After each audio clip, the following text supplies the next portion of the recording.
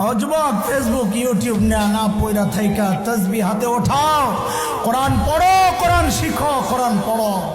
কখন ডাক চলে আসে কে জানে। দাড়ি পাইকা সাদা হয়ে গেছে,